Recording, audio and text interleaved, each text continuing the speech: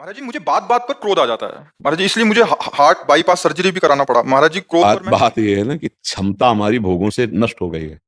क्षमता होती सहनशीलता, विचार के द्वारा, विवेक के द्वारा। जो हमारे प्रतिकूल व्यवहार, प्रतिकूल बात, प्रतिकूल व्यवहार में ही तो हमें क्रोध आता है, अनुकूलता में थोड़ी आता है। आप समझ रहे हो ना? हमारे मन के विरुद्ध बात होगी, हमें गुस्सा आ जाएगा। अब हमारी विचार क्षमता खत्म हो गई भोगों के कारण, हमारे अंदर आध्यात्मिक शक्ति खत्म हो गई भोगों के कारण, तो जरा सी बात में गुस्सा आ जाता है। और अगर विचार शक्ति बढ़ जाए, आज चर्चा में सुना था क्या? सत्संग में थे क्या? शायद नहीं होंगे। सत्संग में थे?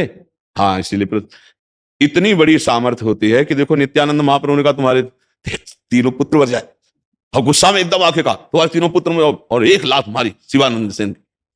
लेकिन वो मुस्कुराते ही रहे। प्रभु तो कहा तुम्हें गुस्सा नहीं है? बोले प्रभु जिस चरण रज के लिए तरसते थे आज वो सीधे चरण हमारे, तो हमें गुस्सा क्यों आएगा?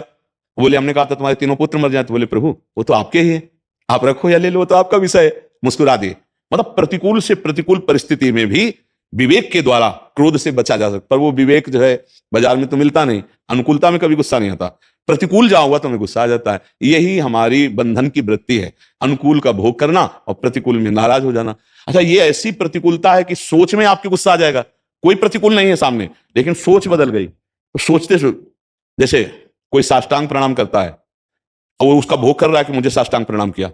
अब वो कल अगर पंचांग करेगा तो जलन पैदा हो जाएगी। आज साष्टांग नहीं किया, अरे उसकी मौज, वो साष्टांग लूट गया, उसकी मौज पंचांग लूट गया, श्रद्धा, लेकिन उसका भोग किया ना प्रणाम का, तो दूसरे दिन प्रश्न खड़ा हो जाएगा। जल किसी भी वस्तु का, किसी भी क्रिया का भोग करोगे तो आपको दुख होगा, पक्का होगा। इसलिए सम्मानम कल्याति घोरगर्लम नीचापमानम सुधा श्री राधा मुरलीधरो भज सखे वृंदावन माते। नाम जप करो राधा राधा राधा कृष्ण कृष्ण कृष्ण। और ये विचार करो कि जो अनुकूलता है वो भगवान का दुलार है, जो प्रतिकूलता है भगवान की कृपा है। अपने पाप नष्ट करने के लिए प्रतिकूलता को सह जाना चाहिए। जैसे कोई तुम्हें गाली दे रहा है, तुम्हारे प्रतिकूल व्यवहार करो, सह गए, तुम्हारे पाप नष्ट हो गए। और नहीं सहोगे, गुस्सा करोगे, तो देखो दिल का वो करवाना पड़ा सर्जरी। फिर दिमाग में आपके इतनी गुस्सा आ जाएगी कि आप बात बात पर डिप्रेशन की स्थिति में आ जाएंगे। जरा सी घबराहट वाली बात में आप बहुत ज्यादा डूबने लगेंगे, फिर बहुत ज्यादा प्रतिकूलता, क्योंकि अब धीरे धीरे कमजोरी बढ़नी है, अवस्थागत, विचारगत। हमें लगता है अगर टिकना है, सही ढंग से अभी जीवन व्यतीत करना है, तो नाम जप शुरू कर दो। ऐसे नाम जप करो जैसे कंजूस गरीब आदमी 1-1 रुपया संभाल के रखता है, ऐसे 1-1 नाम हम ऐसे संभाल कर, और जाके नाम रूपी धनी, वाकई कौन कमी। नाम रूपी धन है तो गुस्सा नहीं आएगा, काम नहीं सताएगा, ईर्ष्या नहीं आएगी, लोभ नहीं आएगा। नाम में बहुत बड़ी शीतलता है।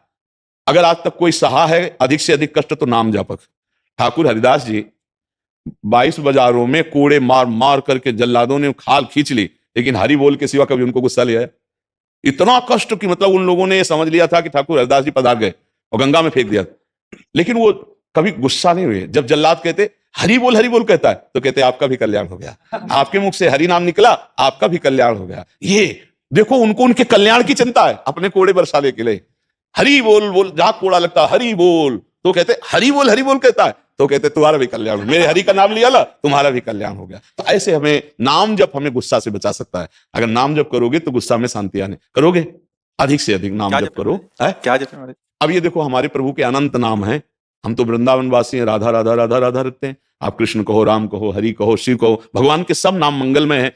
भगवान ही तो किशोरी जो है, और को थोड़ी दूसरा है। श्री कृष्ण ही किशोरी जो है, किशोरी जो ही श्री कृष्ण है। कहने को किशोरी जो कृष्ण है, वो एक ही है। तनु 2 है, प्राण एक है, मन एक है, तत्व एक है, वही है। श्री कृष्ण के हृदय का जब प्रेम जो है रूप धारण किया, तो राधा किशोरी हो गई। किशोरी जी कौन है? श्री कृष्ण के हृदय का प्रेम। इसीलिए जल्दी कोई समझ नहीं पाता प्रियाजू को, और वो बाहरी बातों से नहीं। सांद्रानंद घन प्रेम मूर्ति किशोरी। तो अगर हम वृंदावन वासी, हम तो राधा राधा राधा, और बिना राधा कृपा के कोई कृष्ण साक्षात्कार कर ही नहीं सकता, क्योंकि प्रेम के बिना भगवत साक्षात्कार नहीं होता। प्रेम दान करने वाली लाडली जो है, किशोरी जो है, ये राज से उपासक ही जान सकता है, बाहरी नहीं।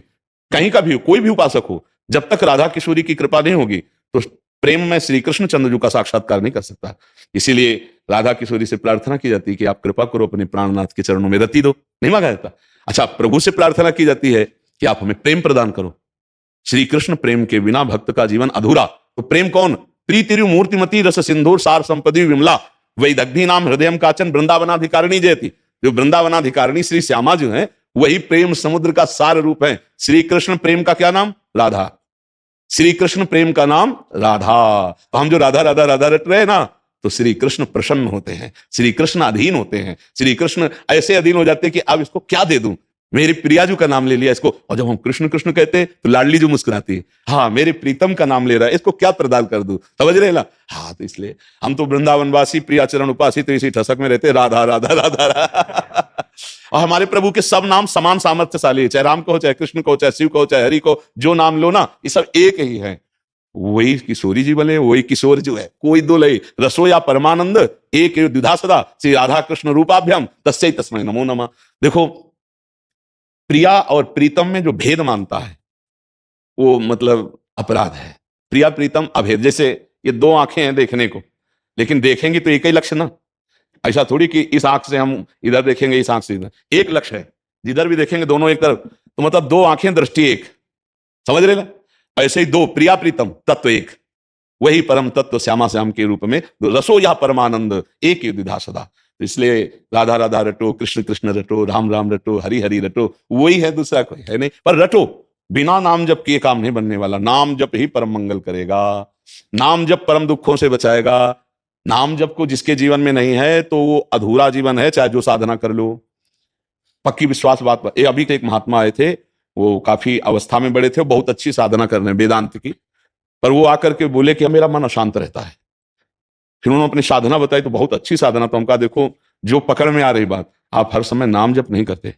बोले हाँ ये बात तो है। तो हम कहा फिर क्या, मान लो 24 घंटे में 8 घंटे आप पद्मासन लगाए, आप विश्वनाथ जी के दर्शन किए, आप वेदांत अनुशीलन किए, इसके बाद मन को एक सेकंड के लिए भी भगवान नाम से अलग करना भारी विपत्ति में फंस जाना है। एक क्षण भी भगवान के नाम से विलग नहीं होना चाहिए विरक्त उपासक को, तो हर समय, नहीं तो कहीं ना कहीं। अच्छा फिर करोगे क्या, मान लो तुम्हारी एक दिनचर्या है 7 घंटा 8 घंटा 10 घंटा की, मान लिया कर लिया, इसके बाद अनवरत निरंतर नाम चलना चाहिए, तेल धारावत। बोले हाँ ये तो नहीं चलता। हम कहे चला के देख लो, फिर बताना, अगर मन अशांत हो तो कभी कृपा करके आना, फिर हमें बताना। एक ही कमी केवल है, निरंतर नाम जप नहीं हो रहा। हम कहते हैं कि जैसे मान लो आपको कृष्ण नाम में प्रीता नहीं, राधा नाम में प्रीता नहीं, आप सन्यास में हो, तो प्रणव भी तो भगवान का नाम है, श्री कृष्ण का ही तो नाम प्रणव है।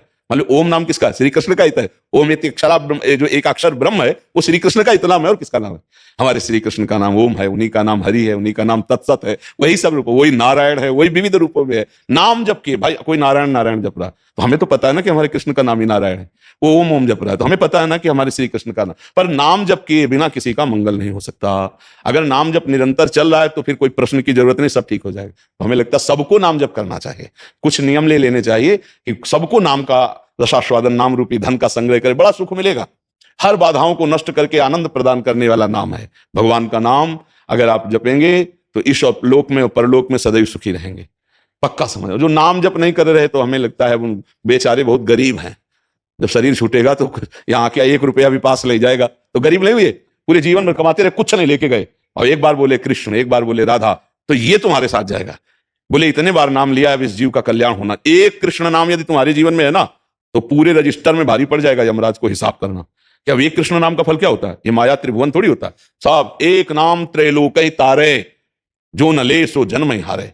वो बेचारा बड़ा भागा जो अपने जन्म में भगवान का नाम जप नहीं कर पाया। इसलिए खूब नाम जप करो, सब ठीक हो जाएगा। खान पान सही रखो, इसीलिए कहते हैं कि प्याज लहसुन मांस मछली शराब ये सब राक्षसी भोजन है, इससे बुद्धि भ्रष्ट हो जाती है, तमोगुण आ जाता है, इससे तमोगुण रजोगुण बढ़ता है, इससे काम वासना बढ़ती है, नाना प्रकार के दोष आते। संतों ने जो टोका कि ये ना करो, वो बहुत अनुभव से कहा है, कोई ईर्ष्या थोड़ी है।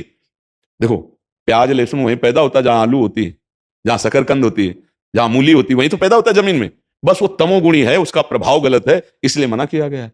तो जो मनुष्य मांस खाते हैं, शराब पीते हैं और ये इस तरह, तो उनकी तो बात अलग। अब आप लोग यहाँ आए हो तो हमें लगता है कि ऐसा नहीं करते होगे, करते हो तो छोड़ दो, है नहीं करते, प्याज लहसुन खाते हैं बस, और तो कुछ। हाँ धीरे धीरे देखो, गुस्सा कम करनी तो इसको भी छोड़ दो, कोई स्वाद नहीं यार, दुर्गंध तो आती दूर से। ऐसे अपने लोग तो कभी भगवान की कृपा रही, पर अगर जैसे कभी भिक्षा में कोई ऐसे रखा भी भिक्षा मांगने में, तो ऐसे रोटी में आते ही पता चल जाता है, दूर से उसकी गंध होती है।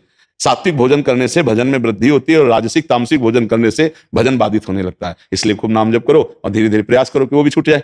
क्यों चल सुनते हैं महाराज जी आपका मोबाइल में जी।